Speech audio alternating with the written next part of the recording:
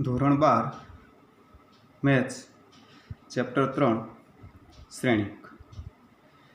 શ્રેણિકમાં સૌપ્રથમ આપણે શ્રેણિક અને શ્રેણિકની કક્ષા વિશે શીખીએ. શ્રેણિક કોને કહેવાય? તો વાસ્તવિક સંખ્યાઓની લંબચોરસ ગોઠવણી એને આપણે શ્રેણિક તરીકે ઓળખીએ છીએ. હવે આપણે અહીંયા શ્રેણિકને દર્શાવવા માટે આપણે એ બી સી વગેરે સંકેતો વાપરીએ છીએ. તો હવે શ્રેણિક એ બરાબર એ આઈ જે એમ ક્રોસ એન. એ આઈ જે શું છે? તો શ્રેણિકના ઘટકો છે. એ આઈ જેમાં આઈ અને જેનું મતલબ શું થાય? તો આઈ એ હારનો ક્રમાંક દર્શાવે છે અને જે એ સ્તંભનો ક્રમાંક દર્શાવે છે. એનો અર્થ એવો થયો કે એ આઈ જે એ આઈમી હાર અને જેમાં સ્તંભનો ઘટક છે. હવે એમ ક્રોસ એન એટલે અહીંયા આગળ આપણે જે શ્રેણિક આપેલો છે એની અંદર કુલ એમ હાર છે અને એનનો મતલબ આપણને જે શ્રેણિક આપેલો છે એની અંદર કુલ એન સ્તંભ છે. એટલે કે અહીંયા આગળ હારની સંખ્યા એમ અને સ્તંભની સંખ્યા એન. તો આપણે અહીંયા આગળ આ જે એમ ક્રોસ એન લખેલું છે એ શ્રેણિકની કક્ષા છે. હવે તથા ઘટકોની સંખ્યા શું થશે? તો જે શ્રેણિકની કક્ષા જે છે એ બંને ઘટકોનો ગુણાકાર એટલે કે બરાબર એમ ઇન્ટુ એન જેટલો મળે શ્રેણિકના ઘટકોની સંખ્યા. હવે આપણે આ શ્રેણિકને લંબચોરસ અથવા રાઉન્ડ કૌંસમાં દર્શાવીએ. તો આપણે અહીં આગળ એ આઈ જે એટલે A11 A12 up to A1n, A21 A22 A2n, AM1 AM2 AMn. હવે આગળ આ આઈનું મૂલ્ય કેટલું હોઈ શકે? તો એમ કરતાં નાનું એમ બરાબર, એક કરતાં મોટું એક બરાબર. જેનું મૂલ્ય કેટલું હોઈ શકે? તો એન કરતાં નાનું એન બરાબર અથવા એક કરતાં મોટું એક બરાબર. અને આઈ અને જે બિલોંગ્સ ટુ એન એટલે કે પ્રાકૃતિક સંખ્યાઓ છે. હવે આગળ એ 11નો મતલબ શું થયો? તો આ પહેલી હાર પહેલો સ્તંભ, પહેલી હાર અને પહેલો સ્તંભ જે છેદે એ ઘટક. અહીંયા એ 22નો મતલબ શું થયો? કે એ 22 એટલે બીજી હાર બીજો સ્તંભ, તો બીજી હાર બીજો સ્તંભ. એ 21નો મતલબ શું થયો? કે બીજી હાર પહેલો સ્તંભ, આ બીજી હાર પહેલો સ્તંભ.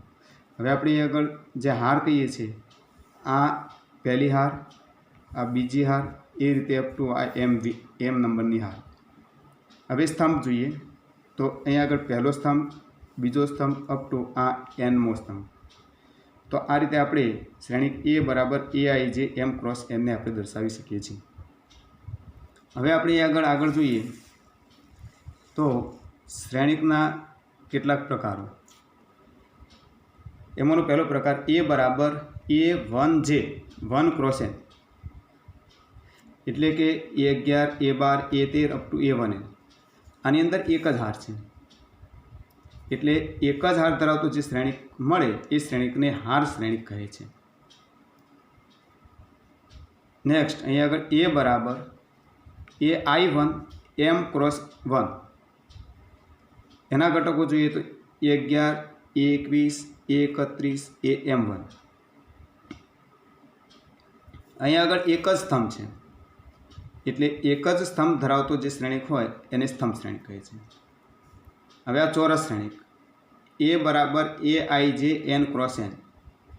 અહીંયા જુઓ હારની સંખ્યા અને સ્તંભની સંખ્યા સમાન છે એટલે શ્રેણિકમાં A11 A12 A1n A21 A22 A2n up to AN1 AN2 ANn. એટલે એની અહીંયા આગળ હાર અને સ્તંભની સંખ્યા સરખી હોય એ પ્રકારનું જે શ્રેણિક હોય એને ચોરસ શ્રેણિક કહેવાય છે. હવે આપણે અહીં આગળ કેટલાક બીજા શ્રેણિકો વિશે વાત કરીએ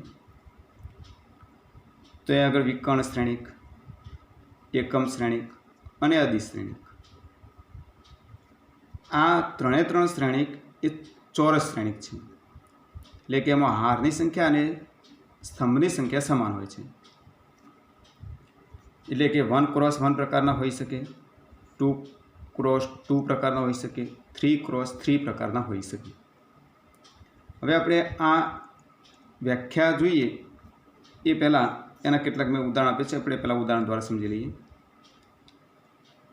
અહીં આગળ જોઈએ તો આ શ્રેણિક લખીએ તો A11 A12 A21 A22. એટલે અહીંયા આગળ આ જે છે એ અગ્રવિકર્ણ છે અને આ પ્રતિવિકર્ણ છે.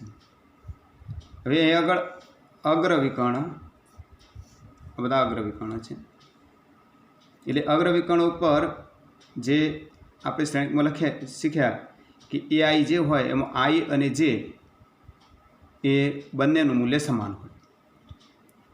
હવે જુઓ અહીંયા આગળ આ અગ્રવિકર્ણ પર ઘટકો અહીંયા 1 4, અહીંયા 5, અહીંયા -2 3 4.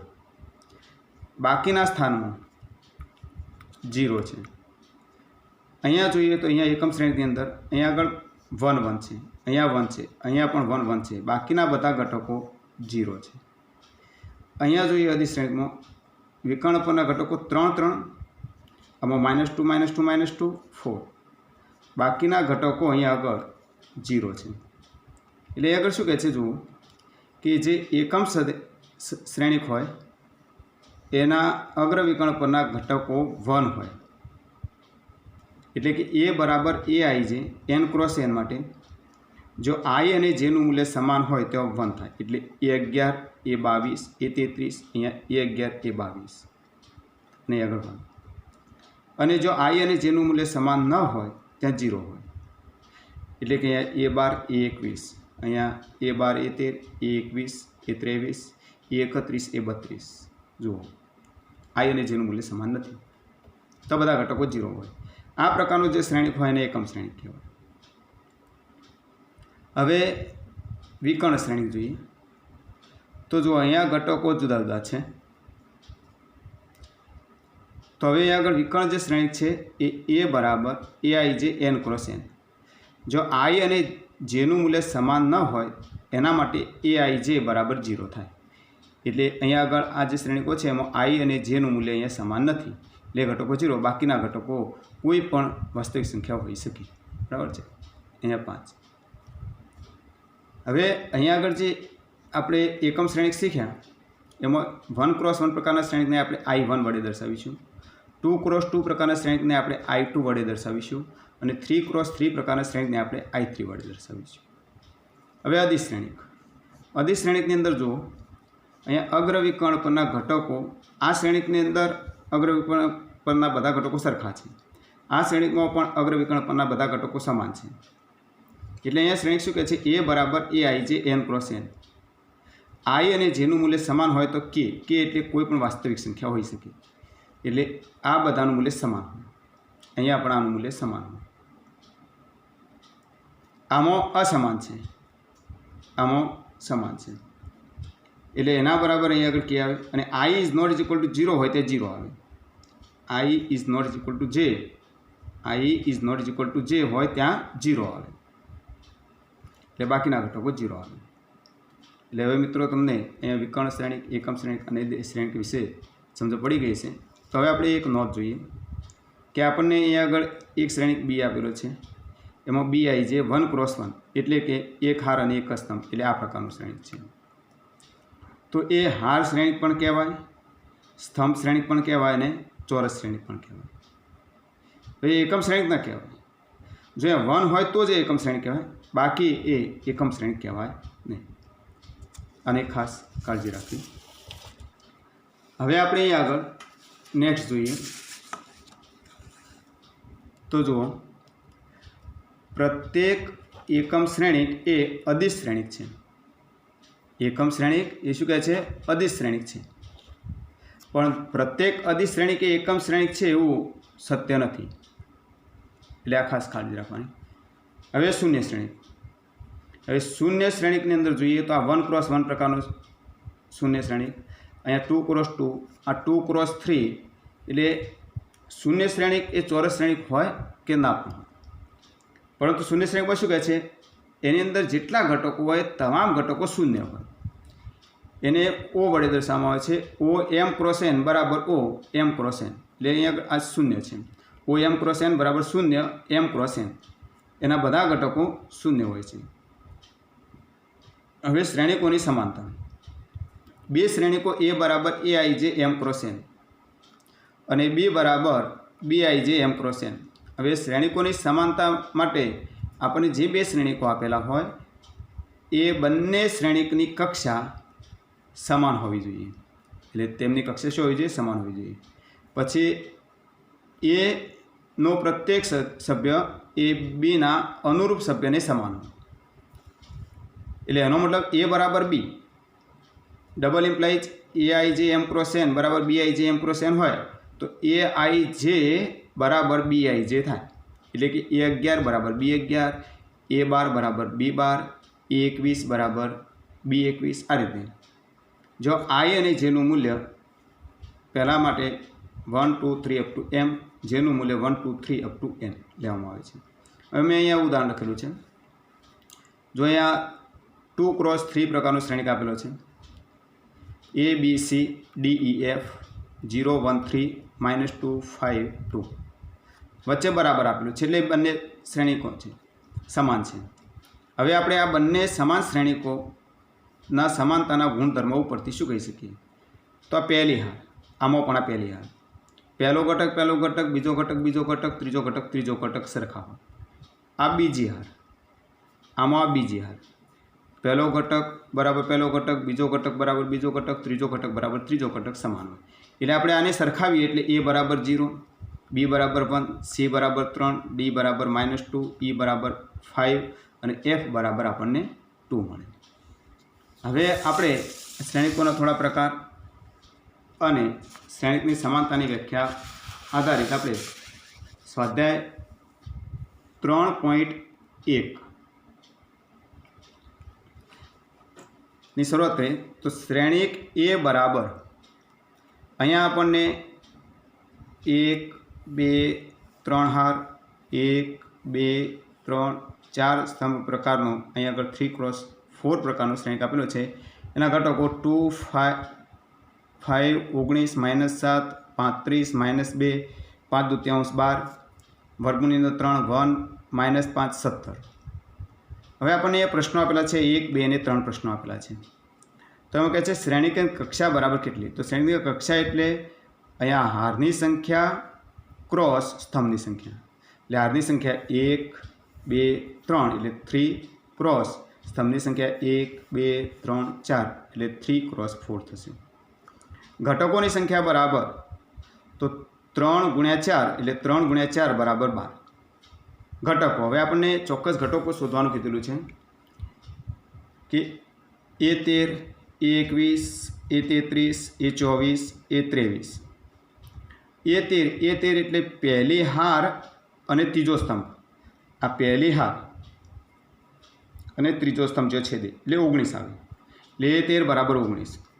A21 એટલે બીજી હાર પહેલો સ્તંભ, બીજી હાર પહેલો સ્તંભ એટલે 35 આવે તો 35. A33 એટલે ત્રીજી હાર ત્રીજો સ્તંભ, ત્રીજી હાર અને આ ત્રીજો સ્તંભ એટલે -5 આવે.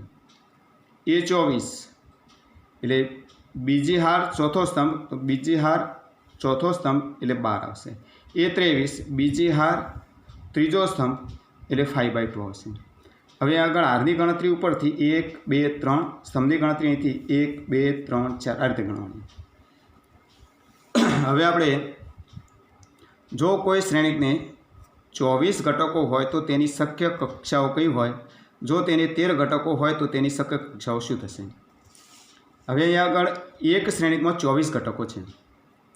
એટલે હવે આપણે શ્રેણિકની કક્ષા શોધવા માટે આપણે બે ઘટકોનો ક્રોસ ગુણાકાર થાય એટલે હારની સંખ્યા ક્રોસ સ્તંભની સંખ્યા. તો આપણે આગળ કઈ બે સંખ્યાઓનો ગુણાકાર કરવાથી 24 આવે એ 24 ઘટકો ધરાવતા શ્રેણિકની કક્ષા થશે. એટલે એની શક્ય કક્ષાઓ આપણે લખીએ તો 1 ગુણ્યા 24, 24 cross 1, 2 cross 12, 12 cross 2, 3 cross 8, 8 cross 3, 4 cross 6, 6 cross 4. જુઓ બધામાં. હવે આના સિવાય બીજો વધારાનું મળશે નહીં.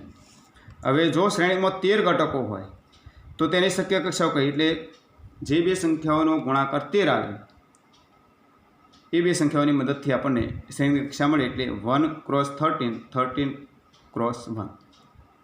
હવે તમારે આના ઉપરથી આ એક હોમવર્ક તરીકે દાખલો આપેલો છે મેં. જો કોઈ શ્રેણિકને 18 ઘટકો હોય તો તેની શક્ય કક્ષાઓ કઈ હોય?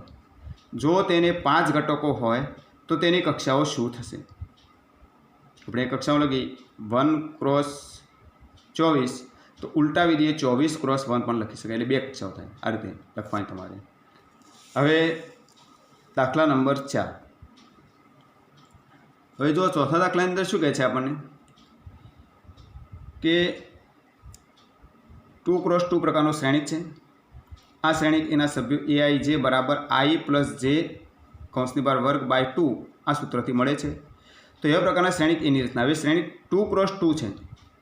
2 × 2 એટલે 2 હાર અને 2 સ્તંભ, એટલે આ પ્રકારનું થાય a11 a12 a21 a22. એટલે આપણે a11 શોધીશું, a12 શોધીશું, a21 શોધીશું, a22 શોધીશું. a11 શોધવા માટે i બરાબર 1 j બરાબર 1, a22 શોધવા માટે i બરાબર j બરાબર 2, a12 શોધવા માટે i બરાબર 1 j બરાબર 2, a21 શોધવા માટે i બરાબર 2 j બરાબર 1 આપણે મૂકીશું. તો આપણે આગળ a11 માટે i બરાબર j બરાબર 1 આપણે મૂકી દઈએ આ સૂત્રમાં. તો 1 + 1 હોલ સ્ક્વેર બાય 2 એટલે 2 નો વર્ગ 4, 4 ભાગ્યા 2 એટલે 2. હવે a12 શોધવો છે. a12 શોધવા માટે i બરાબર 1 અને j બરાબર 2 આપણે મૂકીએ. તો 1 + 2 હોલ સ્ક્વેર બાય 2 બરાબર 2 ને 3 એટલે 9, 9 નો વર્ગ, 3 નો વર્ગ 9, 9 ભાગ્યા 2. i બરાબર 2 j બરાબર 1 ઇમ્પ્લાઇઝ a21 બરાબર અહીંયા આગળ 2 + 1 હોલ સ્ક્વેર બાય 2 એટલે 2 + 1 એટલે 3, 3 નો વર્ગ 9 ભાગ્યા 2. i બરાબર j બરાબર 2 એટલે a22 બરાબર 2 + 2 હોલ સ્ક્વેર બાય 2 એટલે 4 નો વર્ગ 16 ભાગ્યા 2 એટલે 8. તો હવે આપણે આ a11 a12 a21 a22 ને એના સ્થાનમાં મૂકી દઈએ એટલે આપણને શ્રેણિક આ પ્રકારે મળે 2 9/2 9/2 8. એ આપણો માગેલો 2 × 2 પ્રકારનો શ્રેણિક છે. હવે નેક્સ્ટ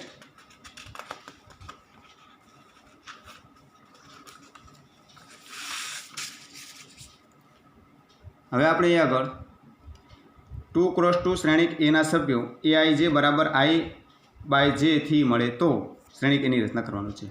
આપણે હવે સૂત્ર યાદ રાખવાનું aij બરાબર i/j, એટલે i ની જગ્યાએ જે કિંમત હોય તે j ની જગ્યાએ જે કિંમત હોય. હવે 2 × 2 એટલે a11 a12 a21 a22 શોધવાનું છે. તો આપણે a11 શોધીએ એટલે i બરાબર 1 j બરાબર 1 આપણે મૂકી દઈએ તો બરાબર 1/1 બરાબર 1.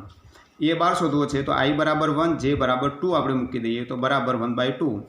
a21 શોધવો છે તો i બરાબર 2 j બરાબર 1 મૂકી એટલે 2/1 બરાબર 2 થશે. a22 શોધવા માટે i બરાબર j બરાબર આપણે 2 મૂકીએ તો બરાબર 2/2 બરાબર 1 થશે. તો હવે આપણે a11 a12 a21 a22 ની જગ્યાએ આપણે ઘટકો મૂકીએ એટલે આપણને 2 × 2 પ્રકારનું શ્રેણિક અહીંયા મળે 1 1/2 2 1 આપણને મળશે. હવે નેક્સ્ટ જોઈએ આપણે. હવે 2 × 2 શ્રેણિક એના સભ્યો aij બરાબર i + 2j (વર્ગ ભાગ્યા 2) આનાથી મળે છે તો શ્રેણિક એની રચના કરો. આ પણ 2 × 2 છે એટલે a11 a12 a21 a22. તો હવે આપણે અહીંયા આગળ a11 શોધીએ એટલે હવે તમને ખબર પડી જશે કે i બરાબર 1 j બરાબર 1 મૂકીએ એટલે 1 + 2 હોલ સ્ક્વેર બાય 2. અહીંયા 1 મૂકીએ એટલે 1 × 2 એટલે 2 થશે. એ તમને સાદું રૂપમાં ખબર પડવી જોઈએ. તો 3 નો વર્ગ 9 ભાગ્યા અહીંયા 2. હવે a12 શોધીએ. a12 બરાબર 1 + 4 હોલ સ્ક્વેર બાય 2 બરાબર સાદું રૂપ એટલે 25 ભાગ્યા 2. a21 બરાબર 2 + 2 હોલ સ્ક્વેર બાય 2 બરાબર 16 ભાગ્યા 2 બરાબર 8 સાદું રૂપ આપીએ. a22 બરાબર 2 + 4 હોલ સ્ક્વેર બાય 2 બરાબર 36 ભાગ્યા 2 એટલે 18. આપણે આ ઘટકો અહીંયા મૂકી દઈએ એના સ્થાનમાં તો 9/2 25 ભાગ્યા 2 8 અને 18. હવે આપણે અહીંયા આગળ 3 × 4 પ્રકારનો આપણે એક શ્રેણિક શોધવાનો છે અને એ શ્રેણિક શોધવા માટે આપણને અહીં આગળ aij બરાબર 1/2 અહીંયા માનાંક છે. માનાંકની અંદર -3i + j આના દ્વારા મળે છે તો આપણે એ શ્રેણિક શોધવાનો છે.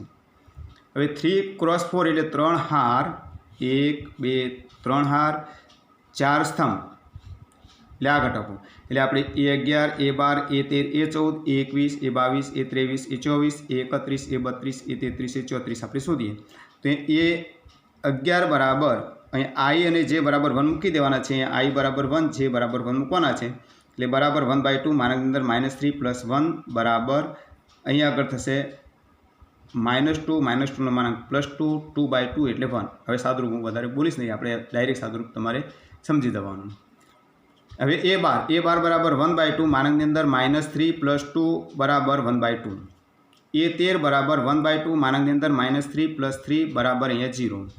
a14 બરાબર 1/2 માનાંકની અંદર -3 + 4 બરાબર 1/2। a21 બરાબર 1/2 માનાંકની અંદર -6 + 1 બરાબર 5/2। a22 બરાબર 1/2 માનાંકની અંદર -6 + 2 બરાબર 2। a23 બરાબર 1/2 માનાંકની અંદર -6 + 3 બરાબર 3/2। a24 બરાબર 1/2 માનાંકની અંદર -6 + 4 બરાબર 1। a31 બરાબર 1/2 માનાંકની અંદર -9 + 1 બરાબર 4। a32 બરાબર 1/2 માનાંકની અંદર -9 + 2 બરાબર 7/2। a33 બરાબર 1/2 માનાંકની અંદર -9 + 3 બરાબર 3।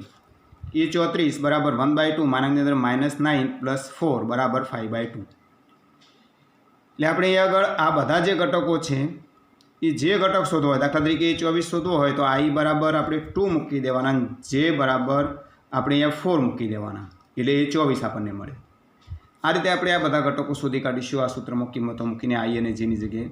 હવે આ આપણા જે ઘટકો મળે એને a11નું મૂલ્ય a11ના સ્થાનમાં, a12 a13 a14 a21 a22 a23 a24 a31 a32 a33 ના મૂલ્ય એના સ્થાનમાં મૂકીએ તો આપણને અહીં આગળ શ્રેણિક મળશે 1 1/2 0 1/2 5/2 2 3/2 1 4 7/2 3 5/2 આપણને મળશે।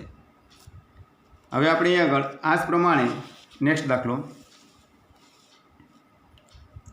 જો 3x4 શ્રેણિકના સભ્યો aij બરાબર 2i - j દ્વારા મળે છે તો તે શ્રેણિકની રચના કરો। એટલે આગળ 3x4 એટલે આ પ્રકારે a11 a12 a13 a14 a22 a23 a24 a31 a32 a33 ને 34 ઘટકો આપણે શોધવા પડશે। હવે આ ઘટકો શોધવા માટે એને અનુરૂપ i અને j ના મૂલ્યો આપણે aij બરાબર 2i - j ની અંદર આપણે મૂકીશું, જે આપણને સૂત્ર આપેલું છે। હવે a11 બરાબર આપણે કિંમતો મૂકીએ તો બરાબર 2 - 1 બરાબર 1, a12 બરાબર 2 - 2 બરાબર 0, a13 બરાબર 2 - 3 બરાબર -1, a14 બરાબર 2 - 4 બરાબર -2, a21 બરાબર 4 - 1 બરાબર 3, a22 બરાબર 4 - 2 બરાબર 2, a23 બરાબર 4 - 3 બરાબર 1, a24 બરાબર 4 - 4 બરાબર 0, a31 બરાબર 6 - 1 બરાબર 5, a32 બરાબર 6 - 2 બરાબર 4, a33 બરાબર 6 - 3 બરાબર 3, a34 બરાબર 6 - 4 બરાબર 2। હવે મેં આગળ અહીંયા જે ઘટકો છે એને અનુરૂપ i અને જેના મૂલ્યો કયા મૂકવાના છે એ લખેલું છે। તો આપણે હવે આ જે ઘટકો આપણને મળ્યા એ જે મૂલ્યો જેના સ્થાનમાં હોય એ સ્થાનમાં મૂકી દઈએ આપણે, તો અહીંયા આગળ આપણને શ્રેણિક મળશે 1 0 -1 -2 3 2 1 0 5 4 3 2। આ આપણો જવાબ રહેશે। હવે નેક્સ્ટ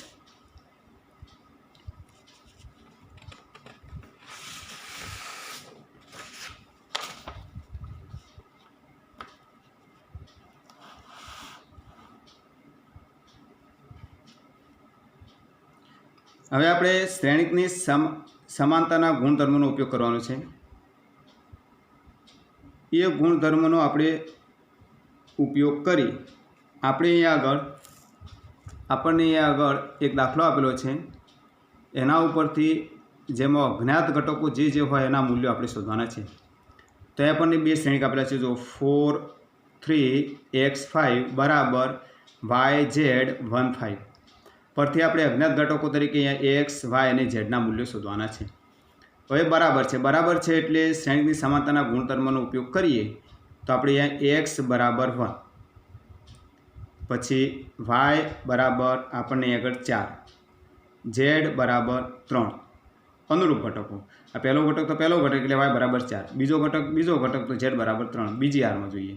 પહેલો ઘટક તો પહેલો ઘટક એટલે x બરાબર 1, અહીંયા 5 5 સરખા છે એટલે આપણને x બરાબર 1, y બરાબર 4, z બરાબર 3 મળશે। હવે આ રીતે નેક્સ્ટ દાખલો, આપણને એક શ્રેણિક આપેલો છે x + y 2 5 + z xy બરાબર 6 2 5 8। અહીંયા અજ્ઞાત ઘટકો તરીકે x y અને z આના મૂલ્યો આપણે શોધવાના છે।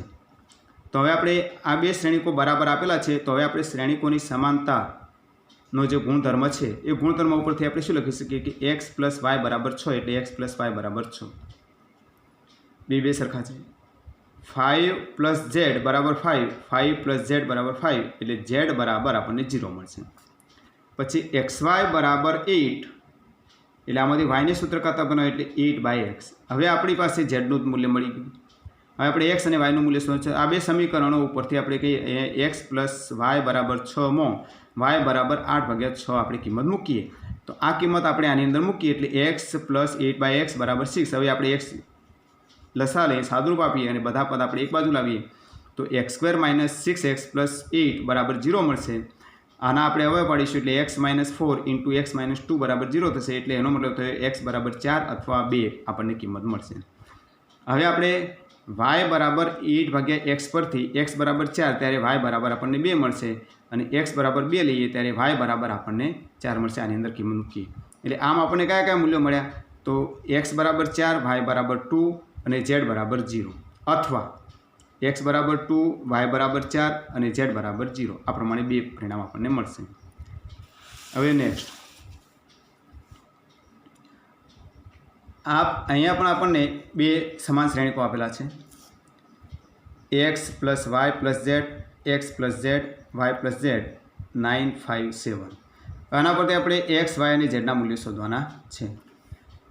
તો આપણે શ્રેણિકોની સમાનતાની વ્યાખ્યા ઉપરથી આપણે અહીંયા બે શ્રેણિકોને સરખાવીએ તો આપણને પરિણામ મળશે x + y + z = 9, x + z = 5, x + z = 5, y + z = 7.